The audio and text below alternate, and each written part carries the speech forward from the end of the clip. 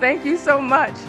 I want to tell you a fact about me, that I am a proud card-carrying, T-shirt-wearing, screaming for my kids basketball mom. My job was the pre-game huddle.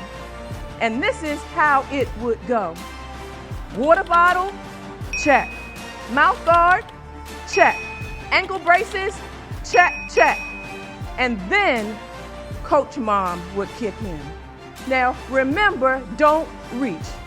Box out, set the screen early, but above all, have fun.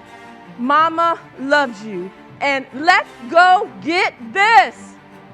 And then my son and I, we had a signature handshake, and we go, and then we end with a fadeaway jumper. Now, he was pumped, and I was pumped. And now I could go to my seat because my work here was done. He's 14 and a freshman in high school. He was born with a skull problem. He had a bony growth on the right side of his skull. And at about age 6 months, the pediatrician sent us for a CAT scan and also sent us for a referral for the neurosurgery department at Johns Hopkins Hospital. And so as I thought about that thing, this was no regular pregnancy. This was no regular child because I had had a miscarriage. And also in the first trimester ultrasound, it showed something called an echogenic focus, which meant there was a high chance my son would be born with Down's syndrome. He was also my post-tragedy kid. My parents were killed in a car accident a year before he was born. They ran into the back of a parked tractor trailer that was in the roadway in the middle of the night. And it was devastating.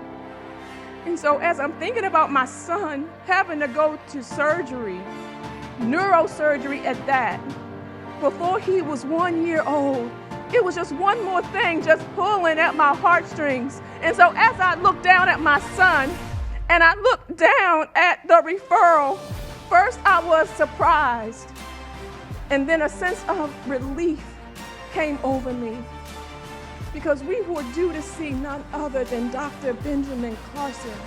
Back in 2007, this was well before his political career, he was the chief of pediatric neurosurgery at Johns Hopkins Hospital. And in that moment, it reminded me of an interview I heard of him where he recounts his most difficult Siamese twin surgery. He was well renowned, and he and his team were charged with separating 2 twin boys in Zambia, Africa. And they were joined at the back of the skull, and they had never seen each other directly. As a physician, the thing that was most fascinating about his story was that he had no idea how he was going to separate those boys. The single vessel that he would normally use to separate the intricate blood supply, there was only one where there should have been 2. But as the surgery got closer and closer, he still had no idea how he was going to separate those boys. But if he cut that vessel, both boys would die. Dr. Ben Carson got on that plane to Africa anyway because he believed that he could do it. As he looked at that scan one more time, he had looked at it over and over, but this time he saw something different. He saw a new blood vessel. He now had his answer. He was pumped. His team was pumped. The boys were prepped. He goes into surgery. He makes that first cut. And after a 28-hour surgery, those boys, Luke and Joseph Banda, were able to see each other face to face. What a win! I want you to repeat after me. A coach leading a team can change the game from the inside out. And so can I ask you a question? What has had you stuck? What has had you trapped? What has had you confined? Maybe it's lack of self-confidence or self-esteem. Maybe it's being bullied from the schoolhouse to the courthouse, or from the boardroom to the bedroom. Or maybe it is a flaw. That thing, that impediment, that scar that has kept you struggling. For me, it was a birthmark on my face that I understand you may not even be able to see. But it caused me to hide. It caused me to shrink. It caused me to undervalue what I was bringing to the table. And whether you are leading a Fortune 500 company or just yourself, you are a coach leading a team, and you can change the game from where? From the inside out. And so, is anyone ready to get rid of their flaw? Is there anyone who wants to be free from others' expectations and their judgments? Is there anyone who wants to change the game from the inside out? And you may ask how. You do that first by deciding that you are the game changer. The second is that you declare that you can figure it out, that you believe in you. And number three, that you don't allow the obstacles or challenges to keep you conjoined to them for life. If you answered yes to any of those questions, I want you to grab your phone and I want you to text the keyword free. And I'm going to give you the number, and it is 410-705-7851.